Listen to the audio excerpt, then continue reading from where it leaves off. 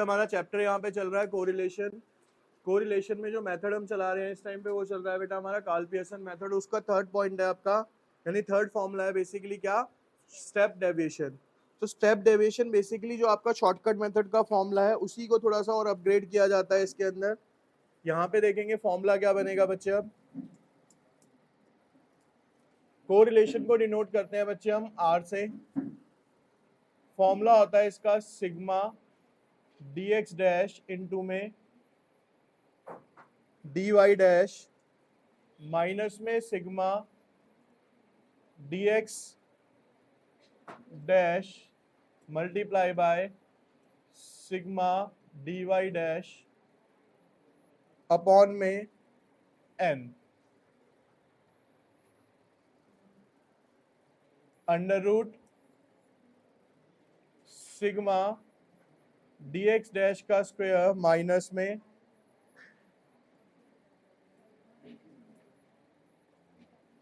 Sigma dx dash square multiply by sigma dy dash square minus sigma dy dash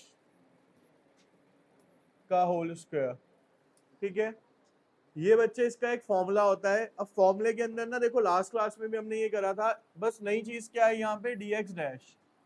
अब dx dash का जो formula होता है बेटा वो होता है dx अपॉन में c, dx अपॉन में। अब dx अपॉन c है क्या भाई, dx का फॉर्मूला क्या लिखवाया था बच्चे मैंने आपको, x माइनस a, और c का मतलब क्या होता है बच्चे यहाँ पे, कॉमन फैक्टर। क्या होता है हमारा ये, ठीक है। तो अब मान लीजिए जैसे कि अगर एक क्वेश्चन कर रहे हैं हम यहाँ पे देख लीजिए। ठीक है, क्वेश्चन है बच्चे हमारे पास एक x गिवन है यहाँ 5, 10, 15, 20, 25, और इस साइड में हमें बेटा y गिवन है 40, 35, 30, 25 और 20। ये बच्चे हमारा क्वेश्चन हो गया। अब देखो हमें इसमें क्या क्या फाइंड आउट करना है उसके तरीके से क्वेश्चन करते चले जाएंगे। भाई सबसे पहले हमें dx डैश चाहिए। dx डैश के लिए हमें क्या चाहिए होगा बेटा, dx चाहिए होगा। क्या चाहिए होगा सबसे पहले, और उसका फॉर्मूला क्या है बेटा, x माइनस a। अब इसमें से मैंने इसको a मान लिया जैसे कि हम मानते हैं एज्यूम मीन। ठीक है, अब 5 में से 15 गए माइनस का 10, 10 में से गए माइनस का 5, 0, 20 में से 15 गए 5, और ये कितना हो गया 10। अब मेरे को यहाँ पे निकालना है बेटा dx का डैश। dx डैश का फॉर्मूला क्या बताया बच्चे मैंने, कि जो dx आपका आया है आप उसको डिवाइड कर दो किससे, c से। अगर मैं इसको देखता हूं तो ये किससे डिविजिबल है, सारे के सारे 5 से डिविजिबल है। तो इसमें कॉमन फैक्टर क्या हो गया बच्चे हमारा, 5। कॉमन फैक्टर क्या है हमारा। अब 5 से 10 को डिवाइड करूंगा तो ये हो गया माइनस का 2, माइनस का 1, 0, 1, 2। dx डैश आ गया। हमें साथ ही साथ क्या चाहिए बेटा, dx डैश का स्क्वायर भी चाहिए। तो यहाँ पे मैंने क्या निकाल लिया, dx डैश का स्क्वायर। तो बेटा 2 का स्क्वायर 4, 1 का स्क्वायर 1, 0, 1, 4। अब मैं अगर इसका टोटल करता हूं तो ये हो गया माइनस का 3, ये हो गया बच्चे प्लस का 3।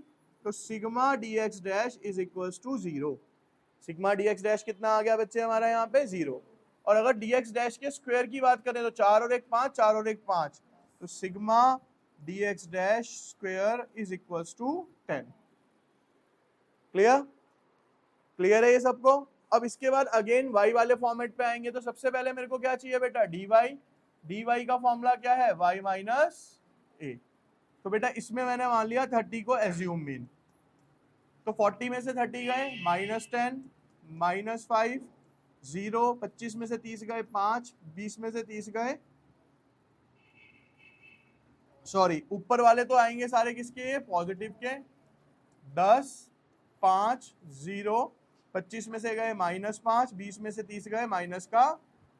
अब इसमें भी कॉमन फैक्टर क्या है बेटा हमारे पास, 5 ही। अगेन किससे डिविजिबल है सारे, 5 से। तो आप यहाँ पे पहले निकाल लीजिए dy डैश।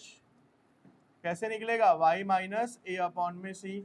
तो बेटा ये आया 2, 1, 0, 1, 2। अब यहाँ पे निकाल लो dy डैश का स्क्वायर। ठीक है, 2 का स्क्वायर कितना हो गया 4, 1 का स्क्वायर कितना हुआ 1, 0 1 4।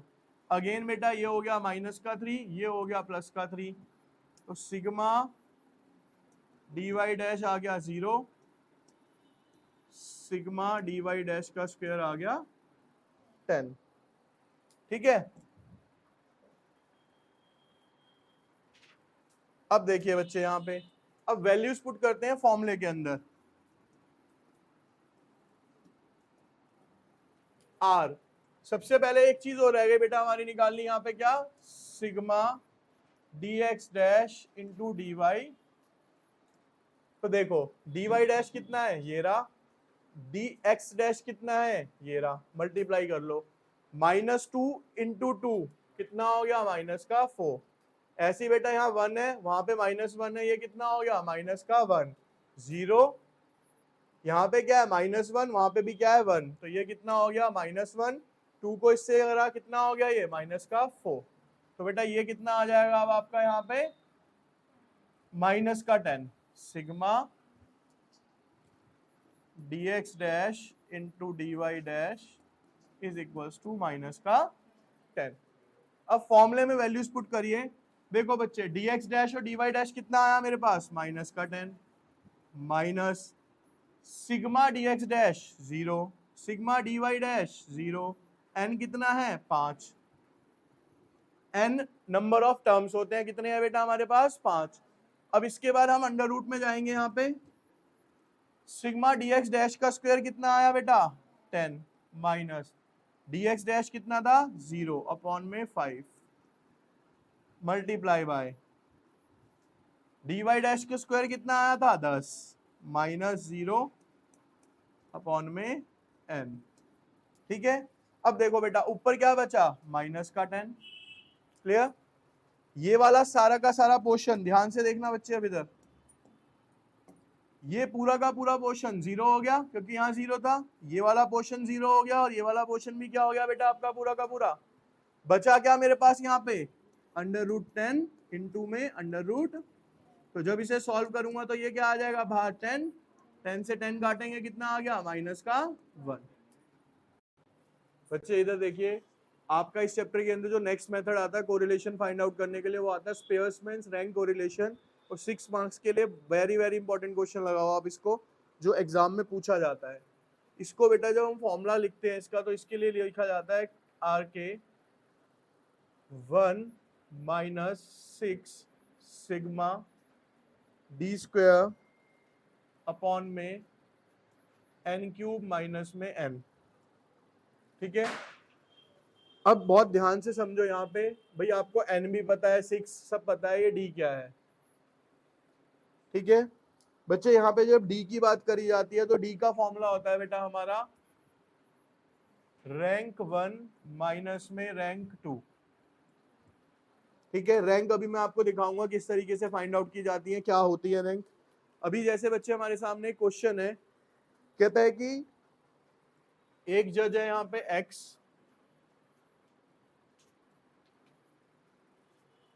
और एक जज है बेटा यहाँ पे y।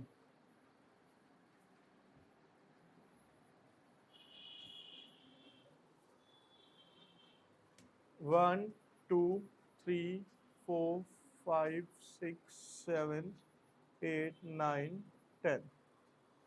इधर दिया हुआ है बेटा मेरे पास 10 6 5 4 7 9 8 2 1 3।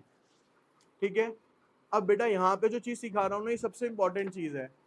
अब इस क्वेश्चन में हमें ये कैसे पता चलेगा कि हमें रैंक गिवन है या हमें रैंक निकालनी है, सबसे पहला क्वेश्चन ये होना चाहिए हमारा क्लियर। अब आप यहाँ देखो, यहाँ पे तो 1 से 10 तक नंबर है, n भी कितने हैं मतलब 10 ही नंबर है। अगर मैं यहाँ पे y वाले जज में भी देखूं तो सारे नंबर 1 से 10 के बीच में है या नहीं है, 1 से 10 के बीच में ही है, यानी कि ये आपको क्या गिवन है, ऑलरेडी आपको क्या गिवन है बच्चे, ये रैंक ही गिवन है। क्या गिवन है ये हमें यहाँ पे, रैंक ही गिवन है, तो ये आप क्या मान लोगे यहाँ पे R1, और ये क्या होगा ये बच्चे हमारे यहाँ पे R2। अब हमारे पास R1 भी है R2 भी है, अब हमें फॉर्मूले के अकॉर्डिंग चलना है, तो हमें फॉर्मूले की रिक्वायरमेंट को पूरा करना है बेटा। देखो 1 माइनस 6d², तो सबसे पहले क्या निकाल लो यहाँ पे d। d कैसे निकलेगा, r1 माइनस में r2। तो बेटा 1 में से 10 गया, माइनस का 9, 2 में से 6 गए, माइनस का 4, 3 में से 5 गए, माइनस का 2, 4 में से 4 गए 0, 5 में से 7 गए, माइनस का 2, 6 में से 9 गए, माइनस का 3, 7 में से 8 गया, माइनस का 1, 8 में से 2 गए 6, 9 में से 1 गया 8, 10 में से 3 गए 7। यहाँ तक क्लियर है जी।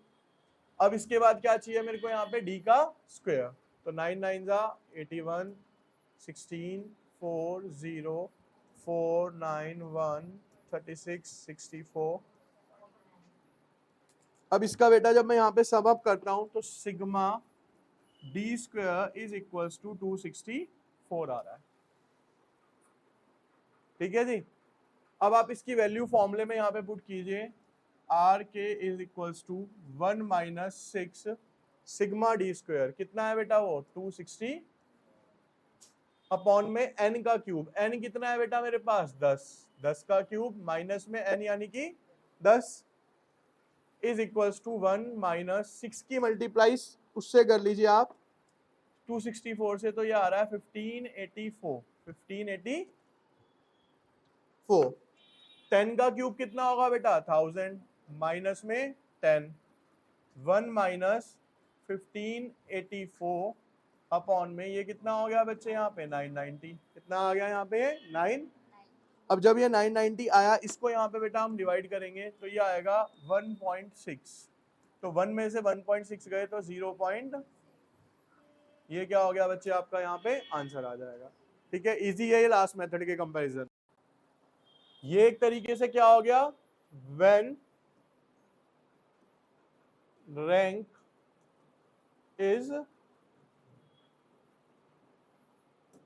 गिवन, आपको इसमें रैंक गिवन थी ऑलरेडी। अब अगला एक पार्ट हम कर रहे हैं, व्हेन रैंक इज